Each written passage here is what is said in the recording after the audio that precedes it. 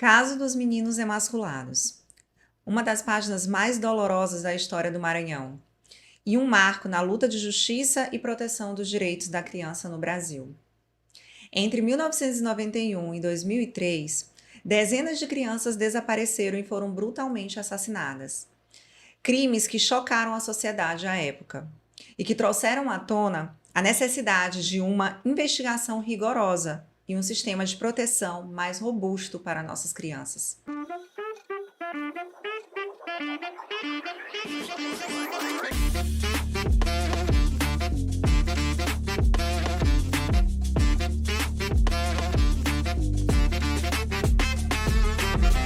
Olá, sejam bem-vindos a mais um episódio do podcast Além dos Autos. Hoje nós temos a honra, o prazer, de receber a promotora de justiça do Ministério Público do Maranhão, Gerallides Mendonça.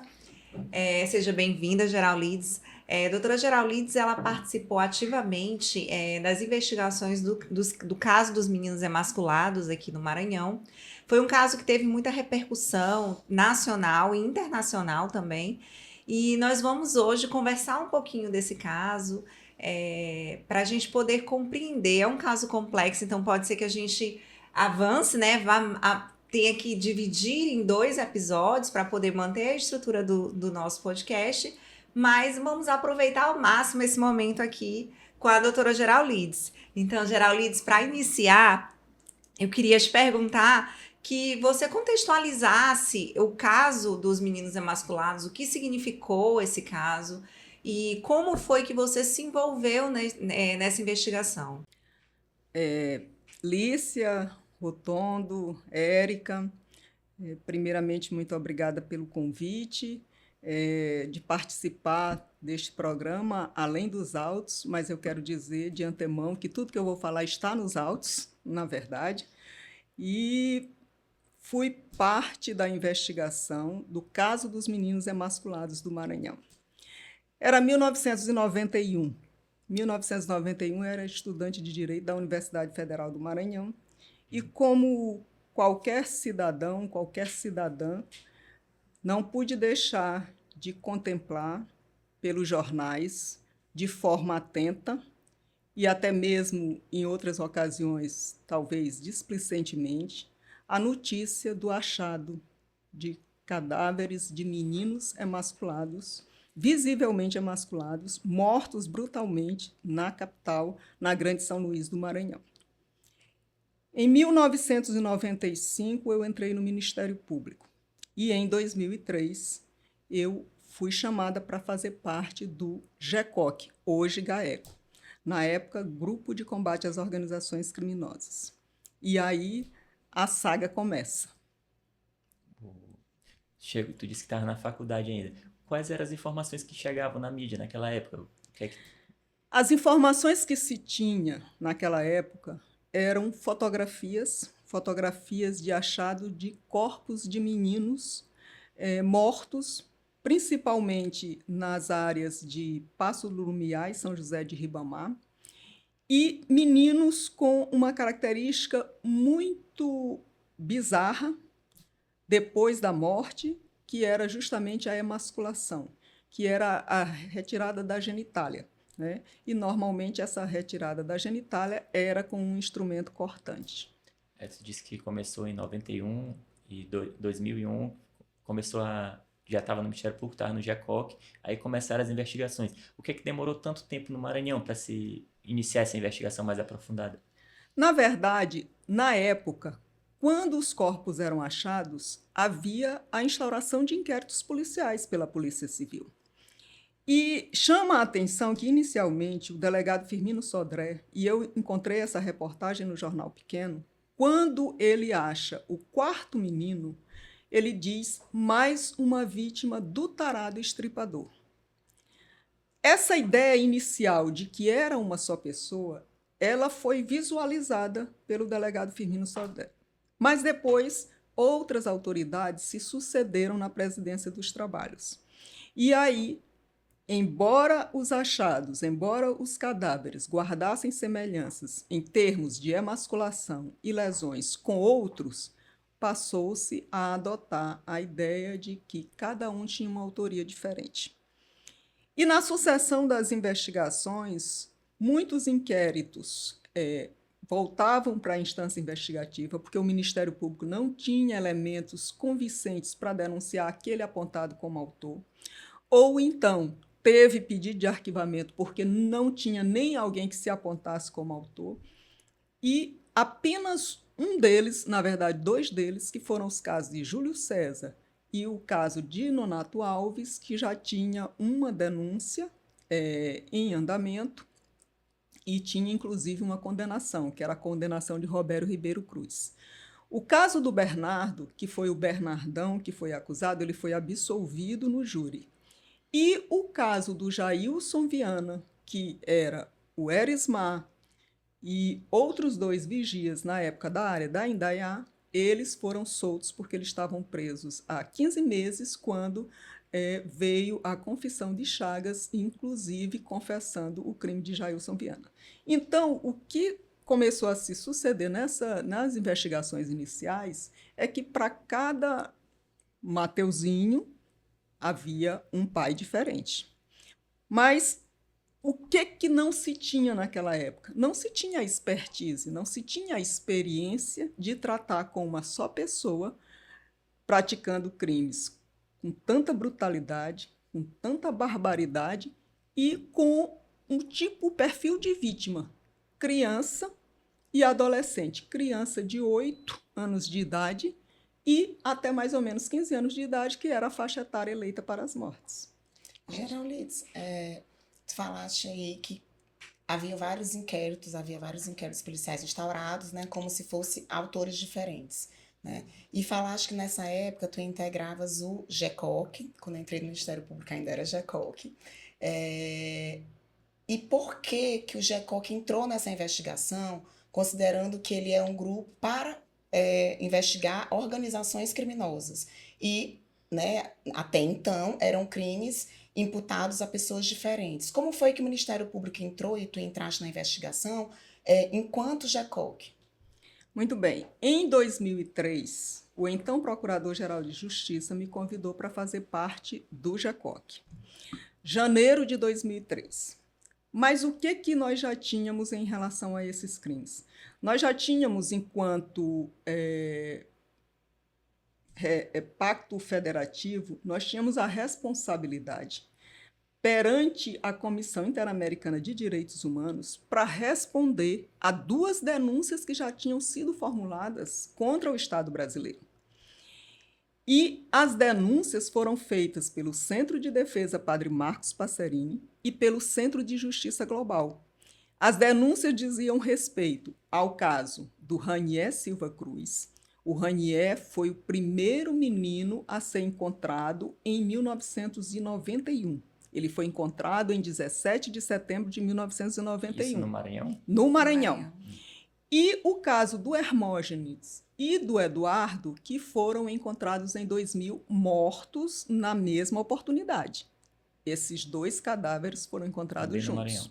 Também no Maranhão. Também em São Quase Luís. 10 anos depois, né, do primeiro. Com relação ao Ranier, se teve o arquivamento do inquérito, e com relação ao Hermógenes e ao Raimundo Nonato, não se teve indício de autoria, da mesma forma inquéritos arquivados. Então, esses 2 casos geraram 2 denúncias.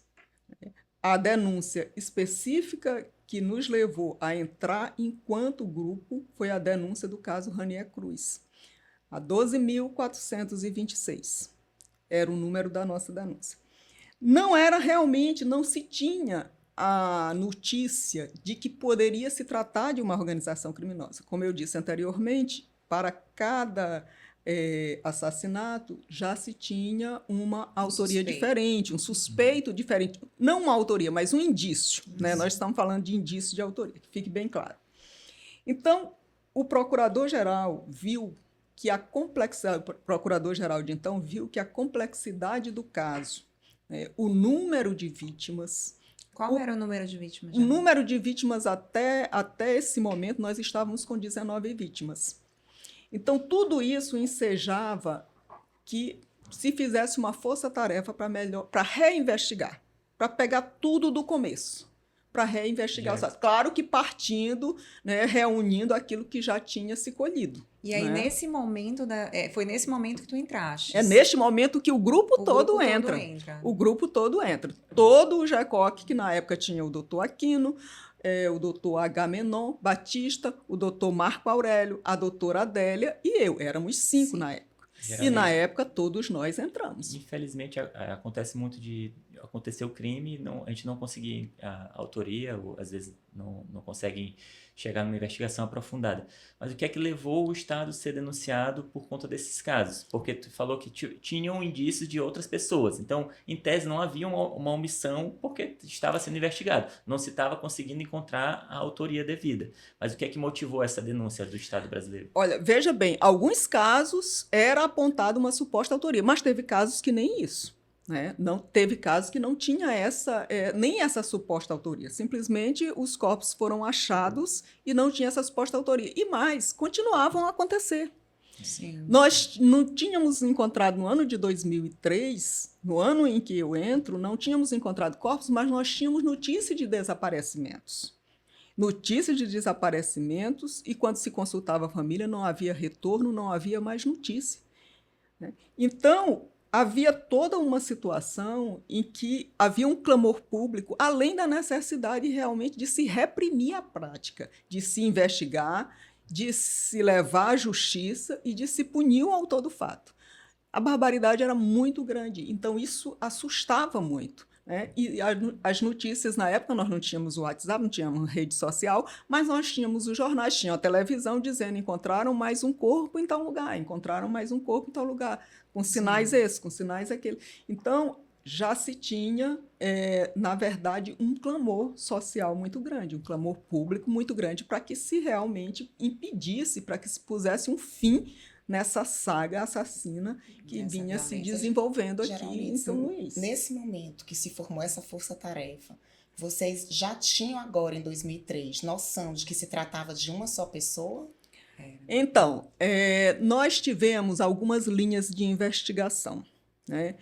A noção de uma pessoa, ela estava presente, mas não era a principal. Não era a principal. Porque havia, como eu disse, a população tinha muita sugestão de quem podia ser, e a gente tinha que buscar esses elementos, porque os crimes eles aconteciam de forma que garantia o êxito letal do assassino ou assassinos, porque não havia sobrevivente, nós não tínhamos como conversar com uma vítima e ela dizer eu identifico, eu sei isso e aquilo, não tinha, simplesmente não tinha. E os locais onde eram achados os cadáveres era longe da contemplação humana. Então, nós não tínhamos, na verdade, como identificar uma autoria. Então, várias linhas de investigação foram traçadas. A presença de uma só pessoa, como eu disse, já que não se tinha expertise, não se tinha experiência, e até as pessoas se abismavam e se alarmavam com uma só pessoa fazendo tudo isso, né? No inconsciente coletivo era algo diabólico, era algo demoníaco. Essa noção ela estava presente, mas ela não era a linha principal. Quando tu entrou na investigação, qual era a tua percepção inicial do caso? Bom, eu ficava alarmada, porque, na verdade, eu já vinha alarmada há muito tempo de saber do achamento dos corpos, né? De saber do achamento de crianças e adolescentes, mas principalmente de crianças. Então, a noção que a gente tinha no início era de não desprezar aquilo que era mais provável ao que era mais absurdo. Vamos investigar tudo. Né? Vamos atrás de todas as informações. O nosso compromisso era o compromisso do princípio da oportunidade, porque a investigação é princípio de oportunidade. Então, o nosso compromisso era não desprezar aquilo que era mais provável nem aquilo que era mais absurdo. Né? E atrás de todas as linhas de investigação, porque a gente já tinha visto que tudo que tinha sido feito não chegava a uma conclusão eficaz e eficiente, porque os crimes continuavam acontecendo. Geraldides, e espacialmente, assim, onde esses corpos eram encontrados e onde essas crianças, vocês tinham notícias de crianças desaparecidas, aonde era, assim, eram distantes, eram lugares aleatórios ou eles eram dentro de uma circuncisão? Nós fomos ter uma noção espacial desse fato quando a investigação já está adiantada e que nós já temos algumas confissões de Chagas, é que a gente vai ter uma dimensão espacial. Mas antes dessa confissão e antes de traçarmos tecnicamente essa geografia do crime, nós sabíamos o lado que acontecia. Aconteceu para o lado de São José de Ribamar, aconteceu para o lado de Passo do Lumiar. E por que isso? Eram as regiões, nós não tínhamos, gente, o boom imobiliário que se tem agora. Nós não tínhamos essa expansão imobiliária, nós não tínhamos programa de aceleração ao crescimento, nós tínhamos zonas muito grandes de mata em São Luís. Nós tínhamos muita área desabitada, de mata de pequeno e de médio porte. Sim. Então, a gente sabia que acontecia por esse lado e da forma como acontecia, porque o autor desse fato ele tinha muita possibilidade de não só conseguir matar, mas também de conseguir não ser visto, não ser pego. Então, a gente já sabia que quem quer que estivesse fazendo esses crimes, ele tinha duas premissas básicas: segurança pessoal e êxito letal. General Lides, em que momento houve uma reviravolta nas investigações que pudesse direcionar para o verdadeiro autor, que pudesse auxiliar, levar vocês à identificação do culpado? Durante o ano de 2003, nós estávamos atentos a um desaparecimento que chamou a atenção nessa época, inclusive chamou a atenção midiática. Uma criança de 4 anos de idade, no dia 10 de fevereiro de 2003, nós já estávamos no JACOC, ainda não formalmente na investigação do caso dos meninos emasculados. Essa criança, ela desaparece de uma cama ao lado do pai. O pai bebia muito e houve uma separação extremamente traumática. A mãe das crianças, acabou saindo de casa e deixando os 2 filhos. Esse menino era o Denilson Ribeiro, de 2 anos de idade, e o outro menino era o Daniel Ribeiro, de 4 anos de idade. Em um determinado dia, o Domingos, pai das 2 crianças, e isso está nos autos, não estou falando nada que esteja aqui em segredo de justiça, foi noticiado amplamente, inclusive na época, pela mídia. O Domingos, ele botou o Denilson, que era menorzinho, bem perto do braço. E na mesma cama, ele coloca o Danielzinho. Na manhã do dia seguinte, ele estava bêbado, ele tinha bebido. Na manhã do dia seguinte, ele sente falta do Danielzinho. E aí a polícia entra, a denúncia entra, e surgiu a possibilidade de que a criança não teria sido raptada, mas que ele, enquanto pai, teria entregue ou vendido essa criança. Então, aí fica a imaginação popular que se formou em cima disso, e ele, na verdade, acabou sendo o principal suspeito do desaparecimento da criança. Isso acontece em 10 de fevereiro de 2003. Nós entramos, enquanto grupo, com a Polícia Civil, a Polícia Federal, a Polícia Militar, claro que um representante de cada segmento, 1 ou 2, de acordo com a necessidade, em abril. Então, nós já tínhamos aí 2 meses desse desaparecimento. Para investigar, tinha esse desaparecimento, tinha a questão da denúncia perante a Comissão Interamericana de Direitos Humanos, que é uma comissão dentro da OEA, e nós entramos para fazer essa investigação, mas nós já tínhamos isso. E isto já estava pegando muito forte na mídia. A polícia já tinha instaurado inquérito para apurar esse desaparecimento, com a possível colaboração do pai na época, era o que surgia e é o que emergia, porque foi muito inusitada a situação. E aí nós não tivemos notícia de onde estaria esse menino. Teve cartaz pela cidade, inclusive Francisco das Chagas, e agora eu vou abrir o parênteses para dizer qual é a ligação. Francisco das Chagas era ex-marido de Silvia, irmã do Domingos. Então, ele era tio por afinidade do Daniel. O próprio Francisco das Chagas foi uma das pessoas que lá no Reviver distribuiu cartazes sobre o desaparecimento de Daniel. Inclusive, dá uma entrevista dizendo, entre outras coisas, nós, da família, vamos encontrá-lo com vida. Né? Nós, da família, vamos encontrá-lo com vida. Muito bem.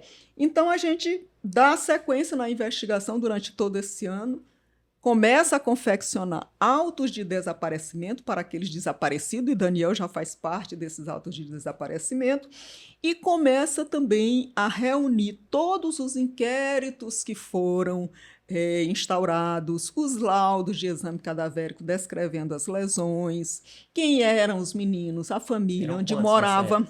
Nessa época nós tínhamos 21. Né? E aí, tudo isso, eu disse 19 agora porque a gente encontrou com o cadáver. A gente coloca 21 cadáveres ainda com partes moles e ossadas, que posteriormente foram dadas as devidas identificações. Então, a gente vai revisitar esses inquéritos e, desta vez, mapear tudo, né? Para já começar a fazer a comparação dessas lesões, a comparar as coincidências. Né?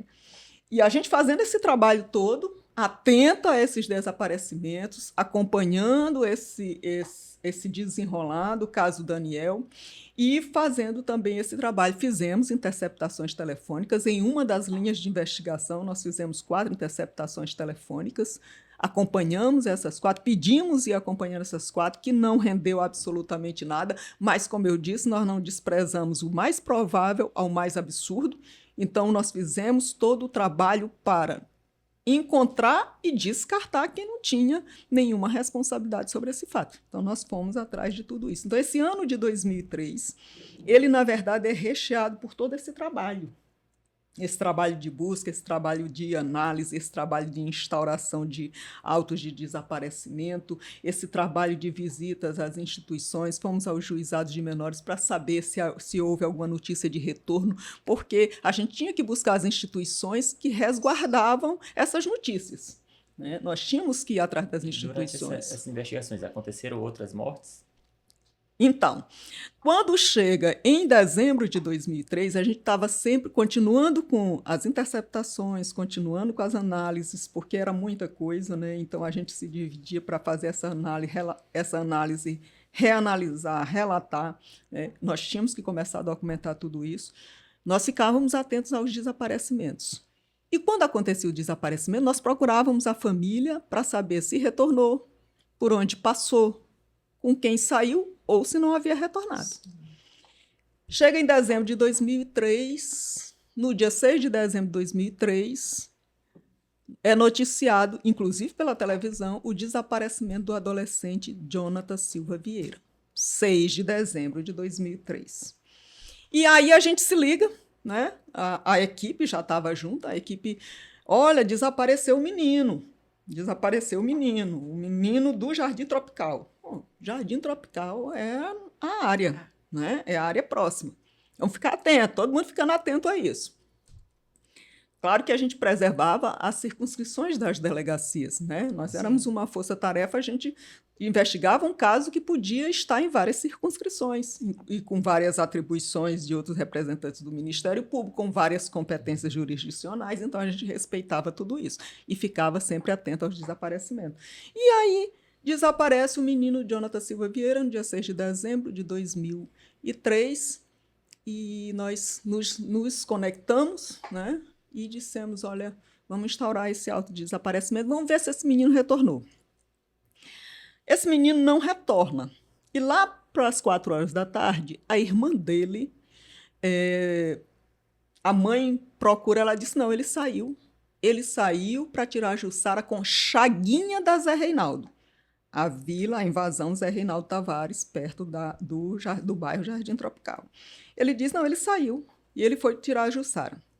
E aqui é que ninguém escapa ao detalhe. E esse detalhe é importante. Ele, quando sai, ele diz, ele está procurando um saco de nylon, ela pergunta para quê. Só eram eles 2, era só um casal de filhos. E aí ele diz, não, é para eu trazer a Jussara que eu vou tirar a Conchaguinha do Tropical, da Zé Reinaldo. E a informação digamos assim, absorvida por ela. ela guarda a informação com tranquilidade. Isso 9 horas da manhã de um sábado.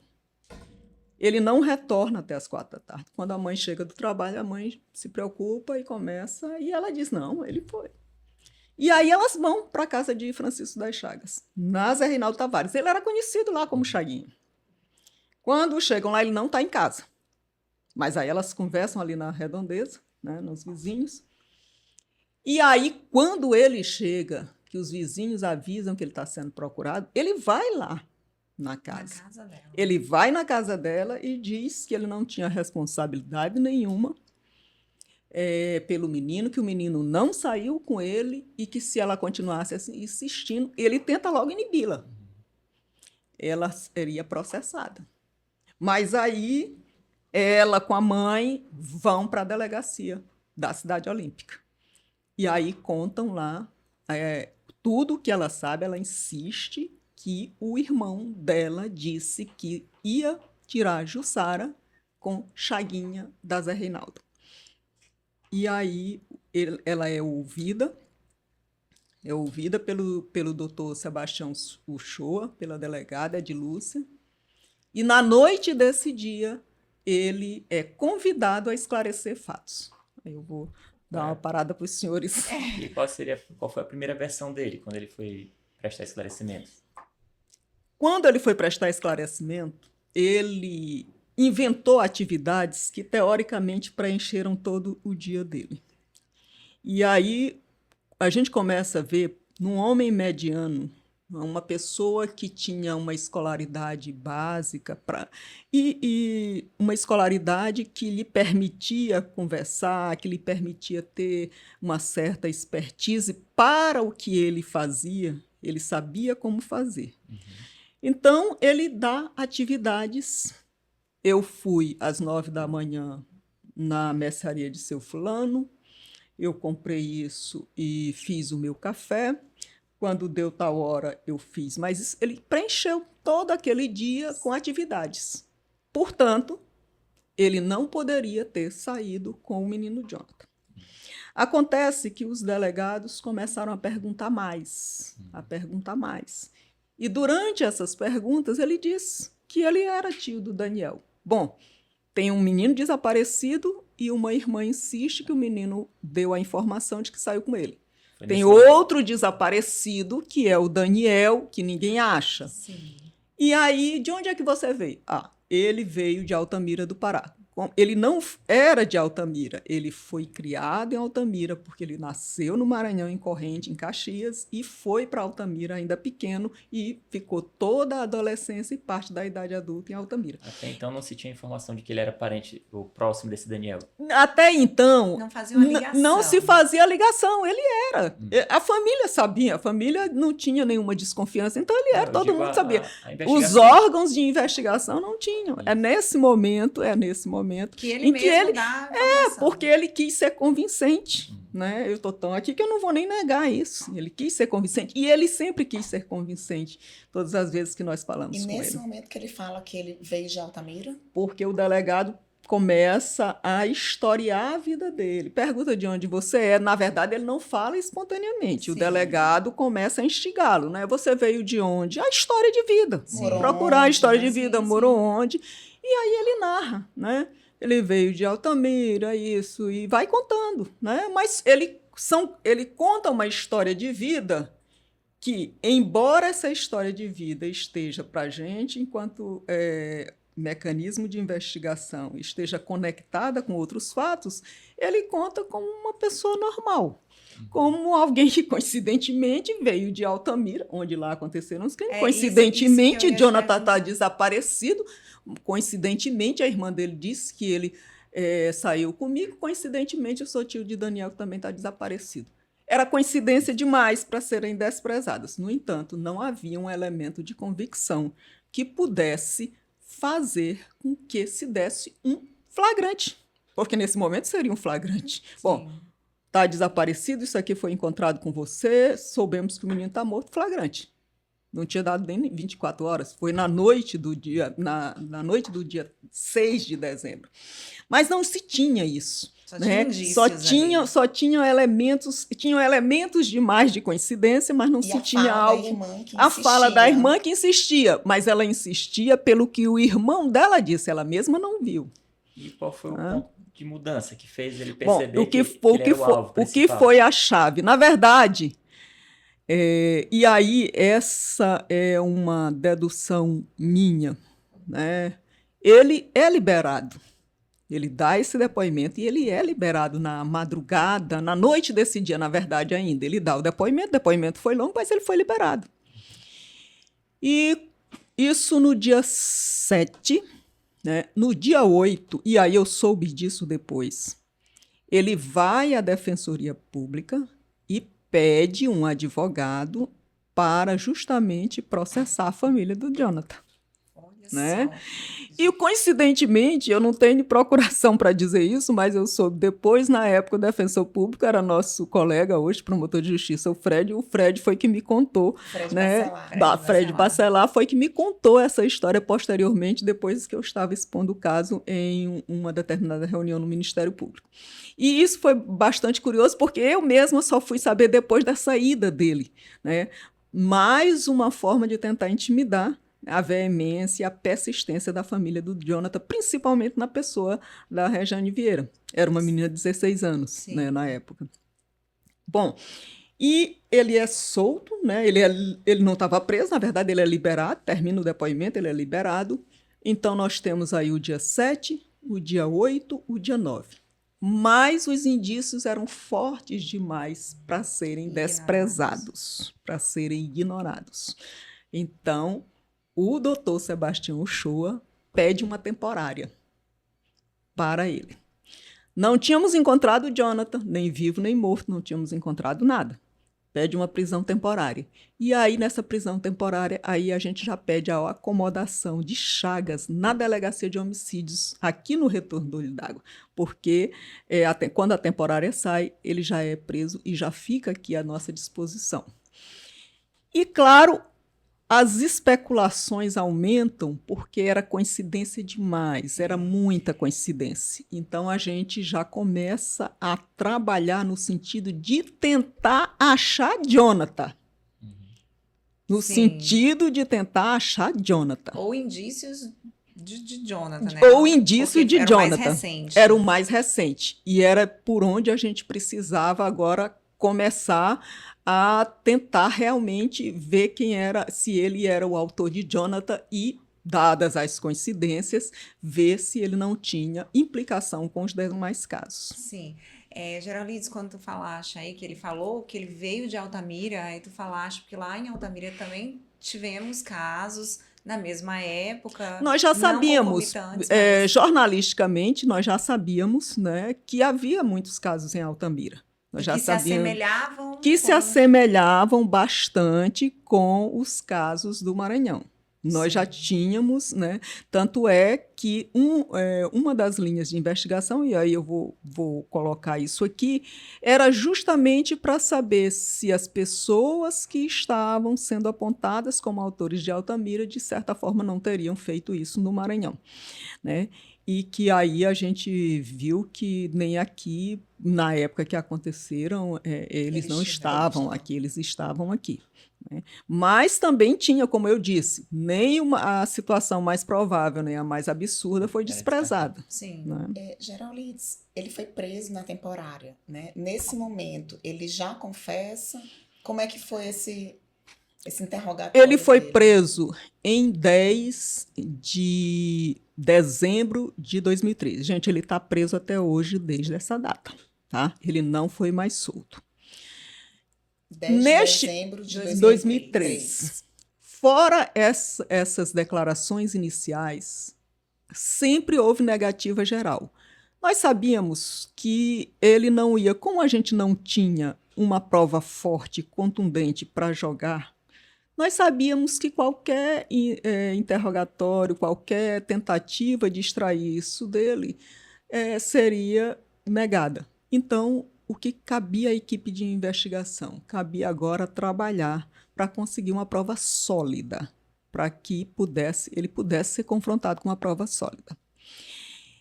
E aí a gente começa a fazer alguns levantamentos, né? Fazer alguns levantamentos dos outros meninos. A gente já tinha os outros catalogadas as lesões, os locais, a vida dos meninos, começa a ver que ele morava perto de fulano, que ele também morava perto de fulano, que ele tinha um terreno de invasão. Por exemplo, ali no Vassoural, onde o Elson Frazão é morto, ele tinha um terreno na invasão do Parque Jair. A gente começa a perceber que as coincidências só aumentavam, né? Sempre que tinha um adolescente morto, tinha a casa de um familiar, tinha uma casa onde ele morava, tinha um trabalho que ele fazia, tinha um terreno que ele invadia. Que ele frequentava, né? Locais que, de certa forma, ele teria passado por lá. Locais que, de certa forma, ele conhecia. Né? Então, a gente organizou 2 buscas ainda no povoado de Santana, que foi para onde, segundo a Rejane, o Jonathan tinha dito que iria tirar a Jussara. Organizamos 2 buscas e aí eu digo, porque isso se confirmou, a gente já organizou busca mesmo por cadáver. Né? Nós já imaginávamos, né, que o menino estaria morto. Não achamos. Mas no dia 16 de janeiro de 2004, um caçador, como eu disse, era a área de mata de médio porte, tinha muito roedor, pessoas caçavam, era local de extrativismo, de atividade primária mesmo, extrativismo de madeira, extrativismo de jussara, extrativismo de bacuri, né? Extrativismo tanto de frutas, né, como extrativismo vegetal. Né? Tinha muita jazida de pedra naquele local. Então, um caçador acha uma ossada e ele logo já liga para a polícia e a gente já sabe, a informação já chega para a gente, aí a gente já se reúne, a equipe que já tinha chegado lá, a equipe da perícia, e não se tardou em identificar, mesmo sendo ossada, porque tinha a camisa e, aqui no Maranhão, em São Luís, a gente chama japonesa, né? Sim. Então, tinha a camisa cortada e a sandália. Né? E a sandália. Então, para nós, a gente já sabia, porque a camisa cortada, ela se identificava com a camisa, por exemplo, do Raimundo Luiz, que foi cortada, de outros meninos que foram achados e com as camisas cortadas. Na casa dele não foi encontrado nada? Pronto. Vamos chegar já à casa dele, né? Então, quando a gente já localiza, a gente já tem uma identificação positiva da família, e aí a gente concordou em ainda buscar mais um elemento, né, de informação, e aí eu fui com um policial ao SARA. Por quê? Porque o Jonathan tinha caído aos 6 anos de idade, ele tinha uma lesão óssea, e o tratamento foi no SARA. Né? Achamos a ficha, a identificação do braço direito, de um dos ossos do braço direito, realmente batia com a ossada, com o osso encontrado. E aí, fora as questões de roupa, de sandália, nós tínhamos também essa lesão óssea, que não teve mais como você ter alguma dúvida a respeito disso. Inclusive, a própria família não teve. Né?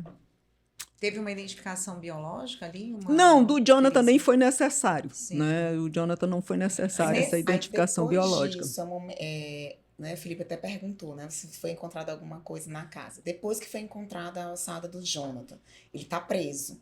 Ele é interrogado novamente. Qual é a providência que faz colocá-la mais nesse radar? E em que momento ele confessa os crimes? Porque encontrar a ossada ali, tese não indicava a autoria ainda, né? Pronto. Encontrava a materialidade do crime. Exato, encontramos a materialidade do crime. E havia a lesão no crânio, na parte occipital, e tinha uma grande fenda, né, sugerindo que ele tinha tido uma precipitação de um instrumento pérfuro contuso. Quando a gente encontra a ossada, mesmo ele não confessando, ele já tem a primeira denúncia contra ele por homicídio e ocultação de cadáver. Aí ele passa a ter a primeira ação penal. É o último crime da contabilidade assassina dele, mas é o primeiro da matemática processual dele. Né?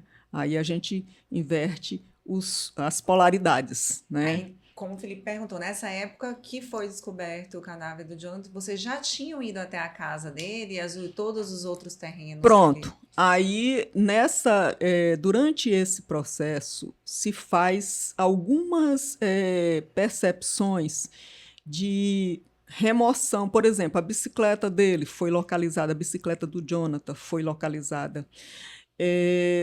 Tinha um pé, não lembro, era um pé de uma planta frutífera, não lembro se era uma laranjeira, e tinha uma roupa escondida, que aí identificamos que foi que era a cueca de Jonathan. Já tinha o pedaço da camisa, né? Foi encontrada uma outra peça da roupa próximo ainda ao local, dentro de um buraco. Aí fizeram uma varredura pelo local e encontraram mais essa roupa.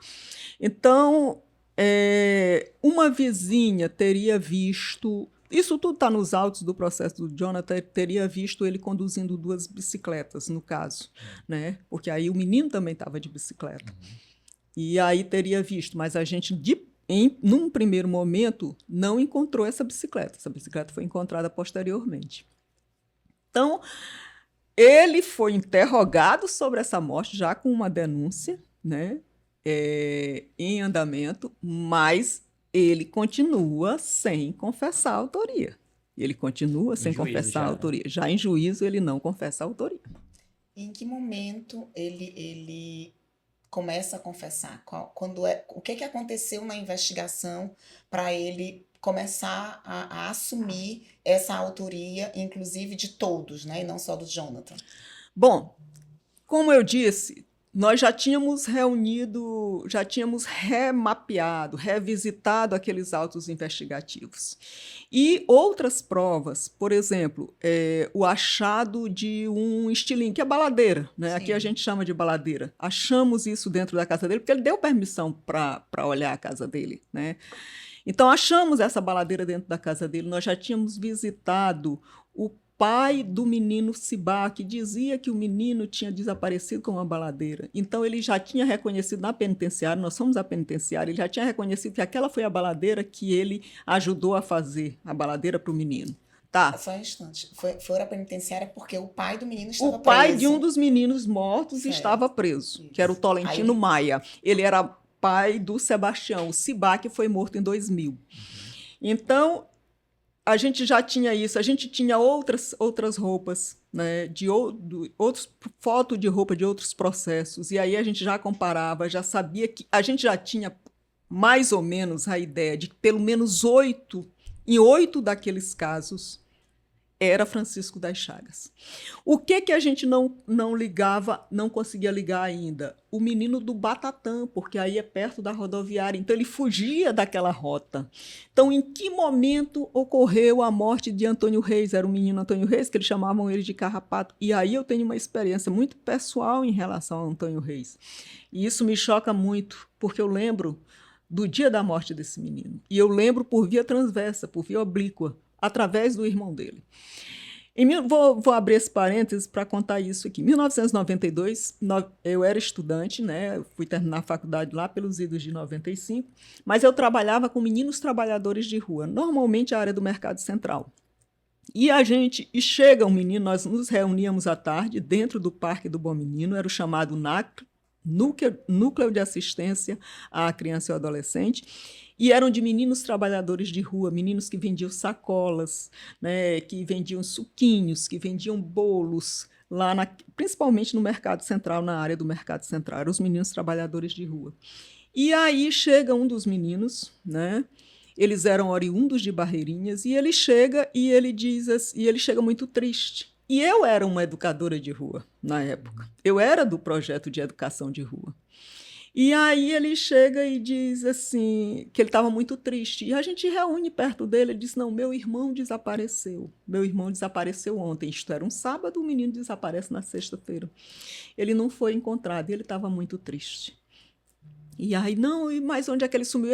Ele trabalhava na rodoviária, ele não foi para casa, porque ele trabalhava na rodoviária até 11 da manhã, e à tarde ele ia para a escola. Eles eram meninos trabalhadores de rua com um vínculo, né? Estudavam. E ele não aparece para ir para a escola. E no outro dia o menino vai, trabalha e o menino continua desaparecido, o irmão, no caso. E aí nós nos sentamos ali perto. Eu sei que 2 dias depois esse menino é encontrado morto, é emasculado, com requintes de crueldade, foi trucidado, na verdade, porque tinha marcas, inclusive, de alguém tenta atear fogo nele, né? Talvez com mais uma forma de ocultação da identidade, mas aí não pega fogo, mas partes do menino é queimado. E eu lembro desse episódio. Quando a gente reinvestiga o fato que eu olho, eu lembro exatamente da cena de amparo que nós tivemos ao irmão dele, Sim. que chega entristecido por conta do sumiço. Até então, nesse dia, não se sabia se o menino estava morto, por conta do sumiço no dia anterior. Mas aí a gente continuava em relação ao momento, né? Então, várias situações, vários indícios de prova já estavam reunidos, que nos levava a ter uma ideia de pelo menos 8 meninos como a responsabilidade de Chaves. Que vocês estavam dos 21 que a gente tinha. E isso eu excetuo os 2 da casa dele e o da lateral, porque nós não sabíamos que esse menino estava morto. E um da casa dele era o Daniel, sobrinho dele, né? Vamos excetuar aqui dessa lista. E aí a gente continua, mas a gente ainda sabia que mostrar uma camisa, mostrar uma baladeira, mostrar isso, não era suficiente para ele. Para ele confessar. Para ele confessar, não era. Não era. E nós já estávamos tendo contato, a equipe com a Adelaide Caires, que fez justamente o estudo sobre o maníaco do parque, com a pesquisadora Ilana Casoy. E a gente já imaginava, já estávamos dentro dessa linha de produção do perfil, né, do FBI, de que o serial killer, a gente já tinha a idade dele em que ele começava, já comparava com as questões de Altamira e com o fato dele ter desenvolvido a adolescência e parte da idade adulta lá. A gente já sabia a idade dele, que era aquela idade que batia com o perfil, o modus operandi dos crimes, pelo menos dos 8 que a gente já desconfiava que eram todos da autoria dele, a gente via que era tudo igual, não era parecido, era igual, não é? A forma de execução, a forma como os meninos eram encontrados. Tu chegou a ter contato direto com ele? Tu chegou direto, a conversar? Direto. Porque, assim, a gente que é promotor de justiça, o contato que a gente normalmente tem com o acusado é aquele, chega o auto, o inquérito, e quando a gente faz a denúncia, vai para o interrogatório, só tem aquele momento no interrogatório judicial, na fase judicial. Quando a gente assiste seriado americano, a gente vê que tem um estudo do perfil psicológico, tem diversos contatos, o promotor, o investigador faz diversas perguntas em diversos momentos com o investigado, o acusado, e no nosso sistema, pelo menos na visão que eu tenho aqui, a gente não tem esse momento. Mas teve um diferencial? Nós tivemos esse momento porque nós éramos instância investigativa. Naquele momento, nós, enquanto Ministério Público, enquanto GECOC, nós éramos instância investigativa. Né? Tanto é que a denúncia foi formulada pelo promotor com atribuições para a denúncia. Todas as denúncias com os promotores com atribuições para a denúncia.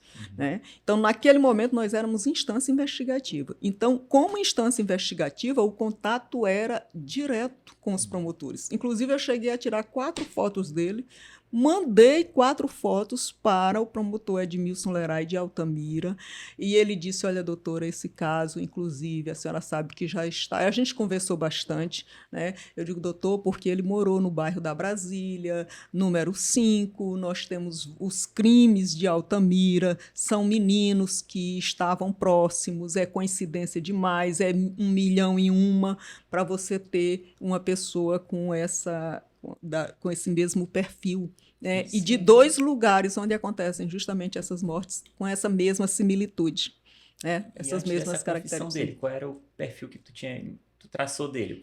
O que tu sentia quando tu conversava com ele? Tinha esse contato? Olha, ele era um cidadão comum. Ele não tinha uma fealdade espantosa, nem uma beleza estonteante que chamasse atenção. Ele passava despercebido em qualquer lugar. Né? Então, se você chegasse aqui e ele estivesse desenvolvendo alguma atividade, você o cumprimentava, ele te cumprimentava respeitosamente e você passava. Ele não chamava... essa descrição dele, tanto física, na forma de apresentação, ele usava uma camisa de malha e uma bermuda jeans. Essa descrição comportamental, essa descrição visual dele fez com que ele conseguisse se escamotear por muito tempo. Fez com que ele conseguisse se esconder atrás da máscara de cidadão mediano. Sim, era né? só uma pessoa Ele comum. tinha, inclusive, ele era associado na Vila Zé Reinaldo à Associação da União de Moradores de lá. Associação de Moradores, no caso de lá. Ele tinha carteirinha de associado. Quando a mãe do Daniel, ela teve um problema, torceu o tornozelo, a pessoa que foi levá-la ao hospital juntamente com o parente foi ele. A pessoa que estava no Reviver distribuindo cartazes do desaparecimento de Daniel era ele. E vou dizer mais o que desta feita não está nos autos. Quer dizer, eu não estou recordando, mas deve estar no de Daniel e no de Emanuel Diego. Por conta da desconfiança que havia em maio de 2003 de que o pai do Daniel pudesse ser ou o raptor, ou cúmplice do raptor do próprio filho, teve uma reconstituição de desaparecimento. Essa reconstituição, ela acontece no dia 4 de maio de 2003. E vejam só quem faz o papel do pai do Danielzinho dormindo. O Chagas. O Chagas. E por que o Chagas faz? Porque as duas crianças que fariam o papel das crianças Domingos seriam as filhas dele, e elas estranhavam o Domingos. Portanto, o Domingos não podia deitar na cama para fazer a reconstituição. Então, deita Chagas e as duas filhas. Naquele momento ele não era nem suspeito ainda. Naquele momento ele não era suspeito. Mas o mais curioso ainda, e que a gente imagina que aconteceu, né? Por quê? Porque nós tivemos que trabalhar. Chagas era muito inteligente e conseguia manipular bastante, mas a gente conseguia ver, pelo que ele falava e pelas atitudes que ele tinha, a gente conseguia extrair algumas informações, mas essa ele deu. Havia um menino, que era o menino Emanuel Diego, que foi um dos que a gente encontrou dentro da casa morto. Esse menino tinha um vínculo totalmente fragmentado com a família.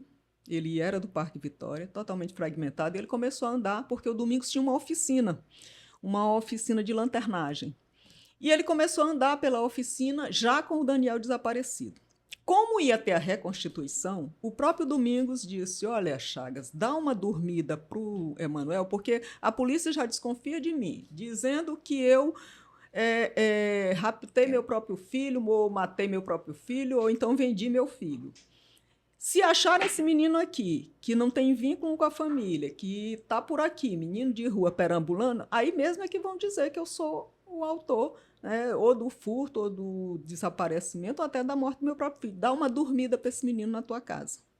Emanuel Diego nunca mais foi visto. Então, a gente imagina que na noite que antecede essa reconstituição, que ele deita na cama, é a noite que ele mata o menino Emanuel Diego, que foi achado do outro lado. Falaste que vocês tinham camisas, tinha a baladeira, tinha as bicicletas, mas que isso ainda não era suficiente, né? O que foi ali o start, isso, né? O que startou a confissão? E antes disso, ele se sentia o quê? Ele se sentia injustiçado, ele se sentia perseguido. Antes ele confessar. Algum sentimento, assim, alguma... Não, ele não demonstrava nenhum sentimento de revolta que pudesse justificar e ensejar esse tipo de atitude, né? Os assassinatos. Ele não demonstrava isso. E como ele era muito inteligente, a gente imagina que até ele nem demonstrava, nem falava nisso, para que não pudesse recair mais ainda suspeita sobre ele, porque ele tinha interesse em negar, ele era um serial, ele queria continuar fazendo o que ele sempre fazia. Né? Mas ele estando preso, ele não se sentia injustiçado, não fui eu, vocês estão pegando a pessoa errada. Não, ele negava o tempo todo, ele dava sempre uma desculpa, ele dizia sempre que não era ele, que ele não fez aquilo, e ele sempre negava, ele sempre tinha uma justificativa para todos os momentos em que, teoricamente não, na prática ele estava realmente matando o menino, ele tinha sempre uma justificativa. E vou dizer mais, quando ele disse na delegacia que ele tinha feito nesse dia. Ele tinha feito 9 horas da manhã, ele tinha ido na barraca de seu fulano, comprou ovos, comprou salsicha, fez o café da manhã. No dia seguinte, na madrugada do dia 7, na noite do dia 6 para o dia 7 que ele foi solto, no dia 7 ele tomou todas essas atitudes. Passou pelos Ele lugares fez que ele essa, ele praticou esses comportamentos, praticou essas condutas. Por quê? No interior, sábado ou domingo, as pessoas se confundem sim. muito. Quem não trabalha com data, ia perguntar, Chagas passou por aqui? passou. Sim, ia Agora eu confirmar, não me lembro se foi sábado, mas que ele passou, ele passou. Então você já enfraquece, né? Você já Então, enfraquece, na verdade, a afirmação de que não passou. Não, ele passou. Agora eu não lembro se sábado ou domingo. Então ele fez tudo isso. Ele fez o itinerário que ele disse que teria feito no dia da morte de Jonathan. E aí até Sim, que... aí startar a confissão, né? Para a gente não se perder. Deixa eu só chegar a esse momento. Quando a gente começa a fazer todos esses levantamentos, a gente revisita a casa de Chagas, né? Aí se acha lá, precipitou um material tipo orgânico do teto que estava assim entre a palha, que parecia parte de uma bolsa escrotal, parecia uma traqueia, né? Esse material foi mandado para o laboratório para ser reidratado, porque ele estava bastante dessecado, para ser reidratado para poder escolher o material biológico dele. Mas a gente não... Era humano? Era. Veio a resposta. Mas de quem era aí a gente não conseguiu essa Isso identificação. na casa dele. Na casa dele. Teve a questão da baladeira, tinha a questão da camisa, mas se percebeu que a casa dele estava com o solo irregular. Até aí era uma percepção já do pessoal que estava trabalhando com a gente, o pessoal do ML, do Wilton, da perita, mas a gente estava fazendo diligências para localizar um menino chamado Rodolfo. Este menino, Rodolfo Lemos, este menino era irmão do Alexandre Lemos. O Alexandre Lemos já havia desaparecido desde 2002. E o Alexandre Lemos era amigo do Cibá, eles eram amigos do Cibá, que foi um menino morto em 2000, mas eles moravam perto da casa de Chagas. E eles, perto da casa de Chagas, Chagas tinha acesso a eles iam também brincar, porque ele também franqueava isso. E aí a gente já estava, o menino fugia de casa, estava na feira da cidade operária, durante algum tempo o policial tentou localizar, conseguiu localizar no dia 25, depois de já ter se percebido solo irregular, depois os peritos já tinham estado lá, aí o menino chega de tarde, né? Chega não, ele foi levado para lá, inclusive na companhia do pai. E aí ele fala que, conversando, ele identifica a baladeira como do Cibá, e aí a gente também foi um momento assim bastante iluminado da investigação, não que a gente fique contente por isso, porque a gente estava tratando de situações estarrecedoras em todos os aspectos. Mas aí ele chega e diz assim, a baladeira parece com essa, mas espera aí que ela tem uma marca. Ele levanta um dos lados do amarradilho da baladeira e tem uma marca.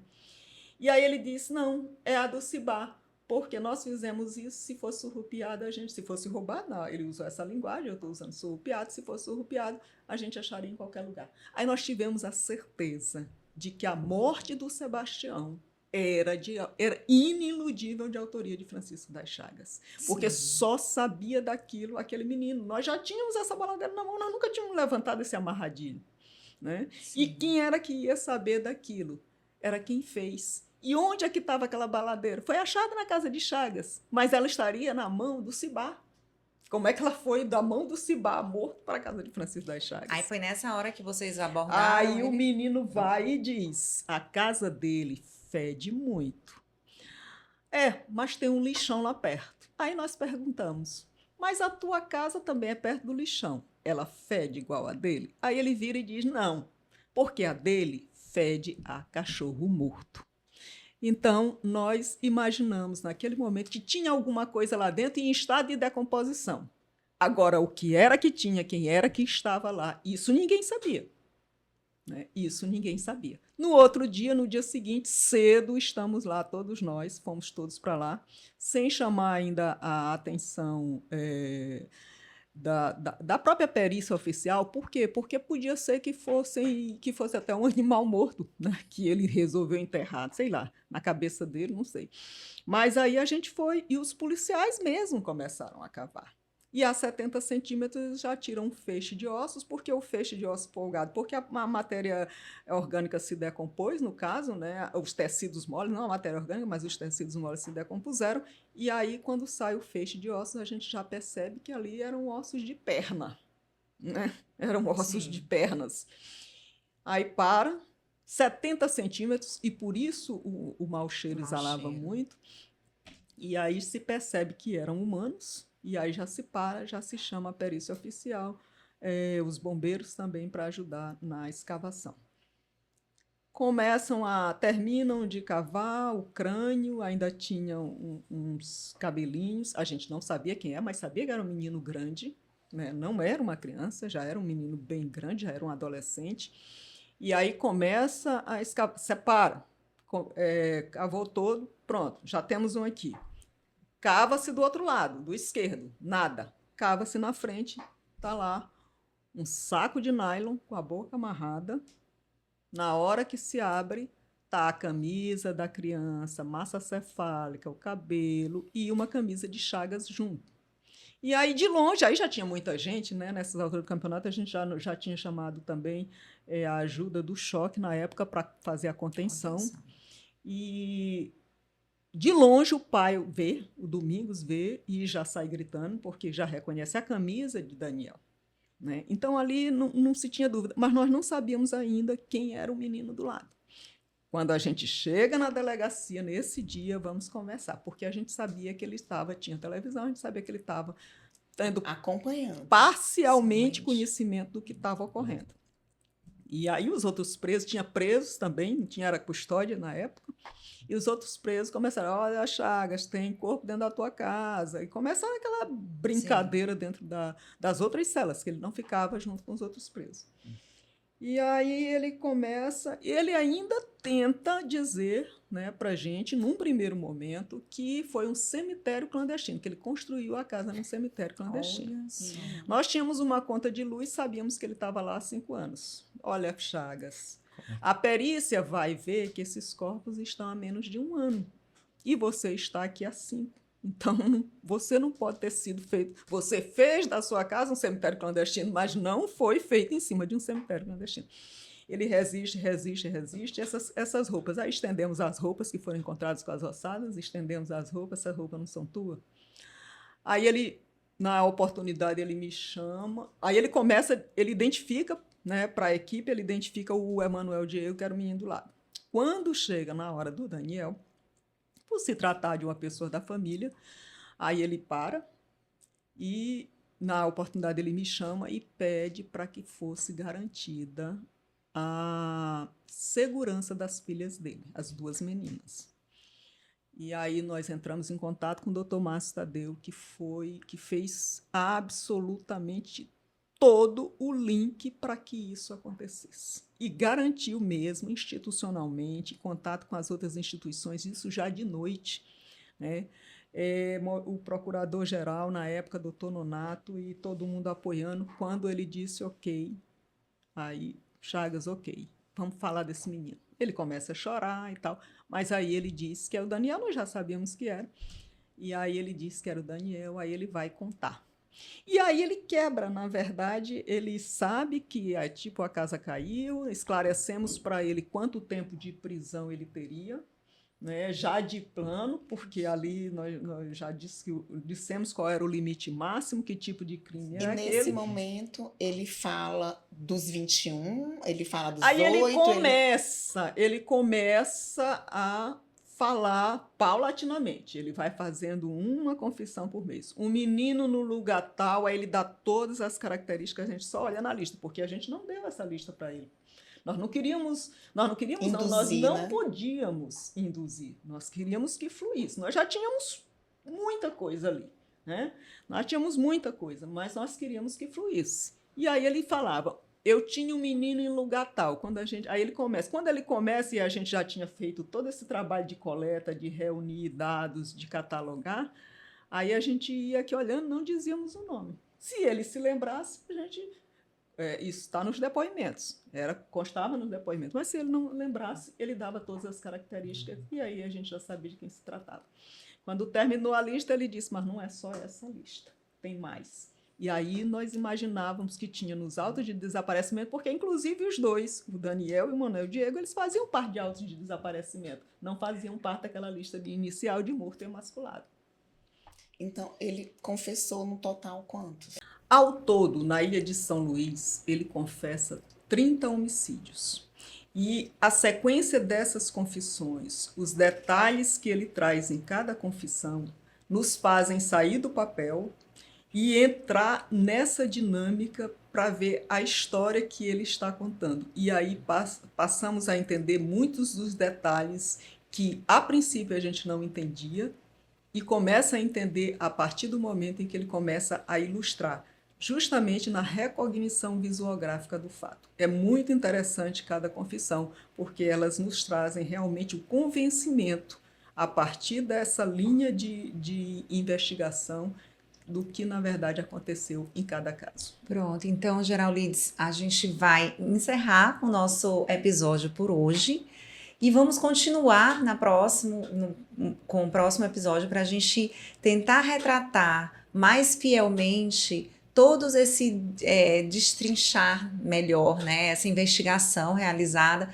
para a gente conhecer mais os detalhes, acompanhar melhor o desempenho o desenrolar desse caso tão complexo que foi os meninos emasculados aqui do Maranhão. Dando um spoiler, seriam quantos crimes a gente conseguiu mesmo identificar e achar essa autoria? No Maranhão, ele confessa 30 crimes. A gente só consegue, na verdade, indiciá-lo por 28.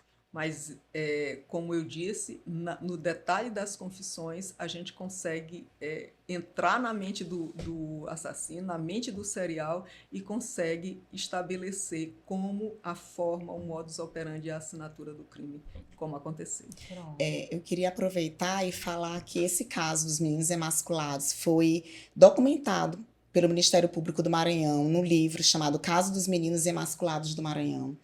Tanto esse episódio quanto o livro é uma forma também de homenagear essas vítimas, de não deixar cair no esquecimento, né, diante da importância que teve esse caso.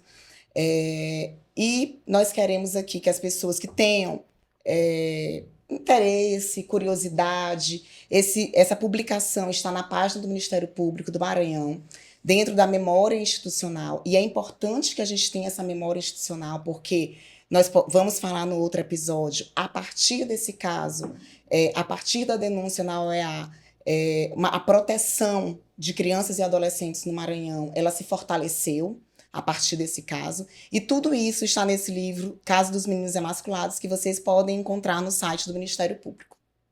Como a Érica falou aí de memória institucional, também queria te elogiar, Gerallides, pela memória que tu demonstraste aqui. O caso já fazem mais de 20 anos e você lembra detalhes da investigação, que é admirável. E mais uma vez te agradecer pela tua disponibilidade. Eu sei que tens uma agenda apertada, assim como todos os promotores que trabalham aqui no Maranhão. A gente realmente é complicado conciliar, e você ter aberto esse espaço na sua agenda para a gente, assim, é uma honra. E como eu falei antes, a gente vai continuar explorando. Eu já estou extremamente ansiosa para saber os detalhes aí do desenrolar, da confissão, do contato com a família das vítimas e das consequências, né, que veio daí dessa investigação, que foi assim um marco, né, no Ministério Público do Maranhão, sobretudo. E você aí que assistiu a gente aqui até o final, deixa o seu comentário, se ficou com dúvidas ainda sobre a investigação, se tem algo a mais que você gostaria que a gente aprofundasse na parte 2 desse episódio, deixa aqui nos comentários que a gente vai fazer as perguntas para a doutora Gerallides. E até a próxima. Compartilhe o vídeo e obrigada!